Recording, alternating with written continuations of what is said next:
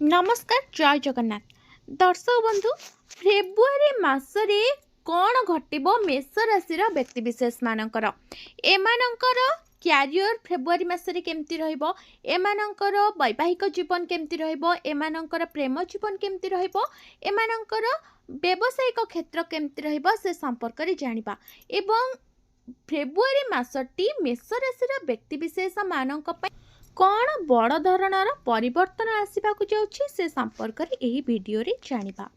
दर्शक बंधु जदि संक्षेप आलोचना करबा तेबे एही मासटी किछि बड़ परिवर्तन हेबो मेष राशि व्यक्तिशेष मानकर एमानकर थिबा फाइनेंशियल प्रॉब्लम रो किछि समाधान मध्य हेबाक जाउछि। एहा सहित जो माने अविवाहित अछंती सेमानक पाई मध्य गोटे खुशी खबर आसवाक जाउछि। तेबे आसंतु वीडियोटी को आरंभ करि नेबा। वीडियोटी आरंभ करिया पूर्व छोट अनुरोध आपण मन जदि हम चैनल को नुआ आछंती तेबे चैनल को सब्सक्राइब करी पाखर थिबा बेल आइकन को प्रेस करि दियंतु। कमेंट बॉक्स रे जय मां लक्ष्मी निश्चिंत लेखंतु। तेबे आसंतु जानिबा 2026 मसीहा फेब्रुआरी मास केमिति कटिबो मेष राशि व्यक्तिशेष मानकर। देखंतु 2026 फेब्रुआरी मासर राशिफल अनुसार एही मास आपण मानक पई अनुकूल फलाफल आनिबो। मास आरंभरू आर्थिक खर्च रहिबो किंतु धीरे धीरे आयर उत्स उत्कृष्ट हेबो आपणकर एवं जो सब असुविधा थिले ताहा दूर हेबो। चाकरी करुथिबा व्यक्ति माने उपरिस्थ अधिकारी सहित भल संपर्क स्थापन करने को चेष्टा करबा उचित। काम सफल हेबो।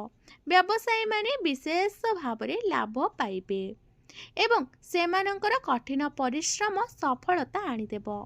प्रेम संपर्क रे बहुत भल बुझामणा हेबो। एही मासटी आपण मानकर आपणकर प्रेम वृद्धि पाइब एवं छोट छोट समस्या को आपण छाड़ी दियंतु एवं मासरे आपणकर वैवाहिक संपर्क मध्य मजबूत हेबो।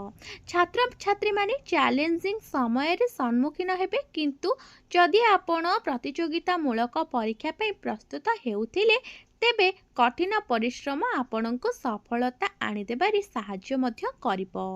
स्वास्थ्य दृष्टि किछि सफलता संभव हेबो किंतु दीर्घकालीन समस्या गुड़िक प्रति सतर्कता आवश्यक कारण यह आहुरी खराब हेबार बहुत संभावना रहुछि। विदेश यात्रार बहुत आपणकर एही मासरे संभावना रहुछि। आपण मानकर सामाजिक परिसर विस्तार हेबो एवं अन्य मानक प्रति आपणकर प्रेम मध्य वृद्धि पाइब। दर्शक बंधु एबे जानिबा मेष राशि व्यक्तिशेष मानकर फेब्रुआरी मासरे कर्म क्षेत्र केमती रहइबो। देखंतु एही मास क्यारियर दृष्टिकोण भल रहिबो। मासर आरंभ रे सूर्य मंगल बुध एवं शुक्र दशम घरे रहिबे। दशम घर कर्ता शनिदेव द्वादश घरे रहिबे। बुध मध्य आपणकर षष्ठ घरर कर्ता। एहा आपणक काम रे उत्थान पतन आनिबो। तृतीय बुध एकादश घर को जीवे जोठारे राहु अवस्थित। आपण आपणकर तीक्ष्ण बुद्धि व्यवहार करी आपणक काम को अधिक दक्षता सहित करिवे एवं आपणकर उपरिस्थ अधिकारी सहित संपर्क उन्नति करने को चेष्टा करिवे जहाँ भविष्य में आपणको लाभदायक हेबो। षष्ठ रु त्रयोदश रु शुक्र एवं 23 रु मंगल आपणक एकादश घरे राहु सहित रहिबे जहाँ आपणक चाकरी परिस्थिति को उन्नति करिबो। आपणक कार्य रे प्राधान्य बजाय रहिबो। एही मासटी आर्थिक स्थिति केमिति रहिबो मेष राशि व्यक्तिशेष मानकर। देखंतु एही मास आपणक पई आर्थिक दृष्टि अनुकूल फलाफल आनिदेबो। जदियो एही मास आरंभरू आपणकर शनि द्वादश घरे रहिबे आपणक खर्च वृद्धि करिवे। तृतीय घर एकादश घर को प्रतिगामी बृहस्पतिंकर प्रभाव आपणको आपणक साहस एवं किछि साहसिकता पाई टंका रोजगार करिबार निरंतर प्रयास करने को उत्साहित करिबो। जदि आपण जणे व्यवसायी तेबे व्यवसायी रु मध्य भल लाभ पाइबार बहुत संभावना रहुछि। एही मासरे शनिकर आदर्श रे आपण विदेशी उत्सरु आर्थिक संबल पाइबे। जदि आपण बहुराष्ट्रीय कंपनी रे काम करुछंती किंबा विदेश सह जड़ित व्यवसाय करुछंती तेबे विदेशी पांठि पाइबार बहुत संभावना रहुछि। मंगल ग्रह आशीर्वाद जोगु मासर शेष भागरे आपण पैतृक संपत्ति किंबा गुप्त संपत्ति पाई पारंती। छोट छोट खर्च लागी रहिबो किंतु भल आय सहित आपण आपणक टंका संचय एवं निवेश उपरे विशेष भावरे ध्यान देबा उचित हेबो।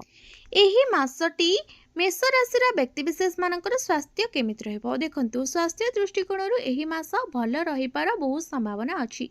जदिओ द्वादश घरे शनिकर स्थिति आखिरु पानी बाहरिबा, गोड़रे आघात किंबा किछि सामान्य खंडिया हेला भली समस्या सृष्टि होई पारे, किंतु आपणक राशिर स्वामी मंगल मासर आरंभ रे दशम घरे उपस्थिति रे रहिबे एवं तापरे एकादश घर को जीवा सहित स्वास्थ्य समस्या आसीबो एवं आपण सेगुडी को दूर मध्य करि परिबे। दीर्घकालीन समस्या रे पीड़ित व्यक्ति माने ध्यान देबा उचित, कारण से माने उत्थान पतन अनुभव करिपारंती। तथापि राहु मंगल बुध शुक्र एवं सूर्यଙ୍କ प्रभाव जोगु पेट समस्या एवं कान रोग देखा देई पारे, तेणु सेगुडिक प्रति सतर्क रुहंतु। मेष राशिर व्यक्तिविशेष मानकर एही मासटी प्रेम जीवन केमिति रहइबो देखंतु। एही मास आपणक प्रेम संपर्क पई चैलेंज पूर्ण हेबो, कारण केतु मास सारा सिंह राशि रे पंचम घरे रहिबे एवं मंगल मास सारा एहा उपरे दृष्टि देबे। मंगल एवं केतुंकर एही मिश्रण आपणक प्रेम संपर्क को तीव्र करिपारे। विभिन्न प्रसंग रे आपणकर एवं आपणक प्रियजनक मध्य युक्तितर्क द्वंद्व एवं भूल बुझामण होई पारे, जहा फल रे तिक्तता सृष्टि होई पारे। एही समय आपणक प्रेम संपर्क रे कष्टकर हेबो। जदि आपण एहाकू भल भाबरे परिचालना करि पारंती तेबे संपर्क भल रहिबो।